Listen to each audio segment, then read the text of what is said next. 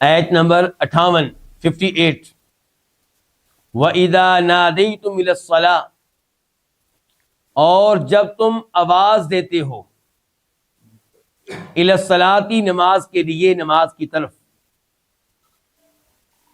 اتخذوها، وہ اس کو بنا لیتے ہیں، کس کو؟ اس کو کیا بنا لیتے ہیں؟ ہزواً، مذاق، ولعباً، اور کھیل۔ ذالک، یہ کیا، یہ اس کو مذاق اور کھیل بنانا کیوں ہے ایسا؟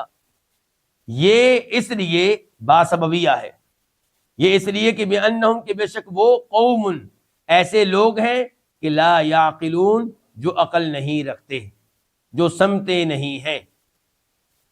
اس آیت میں اللہ نے وعدہ کیا کہ جب اذان دی جاتی ہے، یہاں پہ ندا سے مراد کیا ہے؟ اذان، کیونکہ یہاں پہ کہا گیا وَإِذَا نَادَيْتُمْ إِلَى الصَّلَاةِ، جب تم نماز کے لیے آواز دیتے ہو، نماز کے لیے لوگوں کو بلاتے ہو، تم کہتے ہو حی علی الصلاۃ، لوگوں نماز کے لیے آؤ، تو فرمایا جب تم اذان کے لیے آواز دیتے ہو تو وہ لوگ مذاق کرتے ہیں۔ کیسے مذاق کرتے ہیں؟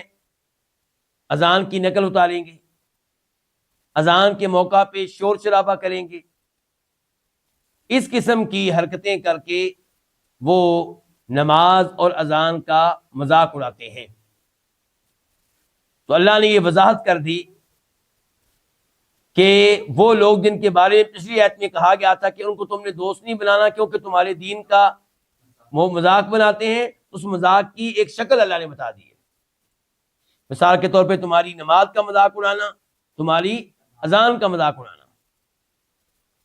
اور اذان ایسی چیز ہے جس سے شیطان بھاگتا ہے۔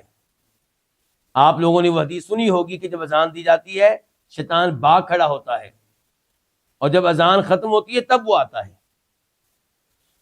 اور اذان کے بہت سے فضائل ہیں۔ مثال کے طور پہ فرمایا نبی علیہ السلام نے کہ سب سے زیادہ بلند و بالا گردنیں ان کی ہوں گی جو اذان دینے والے ہوں گے، یعنی کہ سب سے بڑا مقام و مرتبہ ان کو ملے گا جو دنیا میں اذان دیا کرتے تھے۔ تو اذان کی دین اسلام میں بہت زیادہ اہمیت ہے، لیکن قرآن کریم میں اذان کی طرف اشارہ تو آیا ہے جیسا کہ یہ آیت ہے، لیکن اذان کے کلمات کیا ہوں گے، اذان کب دی جائے گی، اس اذان کے بعد کون سی نماز پڑھی جائے گی، یہ سب کچھ قرآن نے نہیں بتایا۔ یہ کہاں پہ آیا ہے؟ احادیث میں۔ پتہ چلا کہ احادیث کے بغیر خود قرآن پہ عمل کرنا بھی ممکن نہیں ہے۔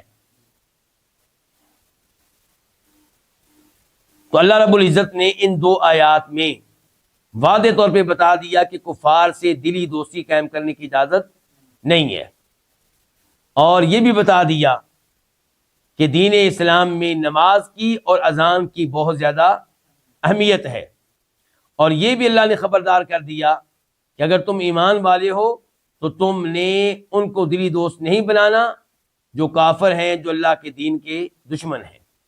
اور یہ بھی پتہ چلا کہ دین کا مذاق اڑانا، نماز کا مذاق اڑانا، اذان کا مذاق اڑانا یہ کوئی عقل مندی نہیں بلکہ بیوقوفی ہے۔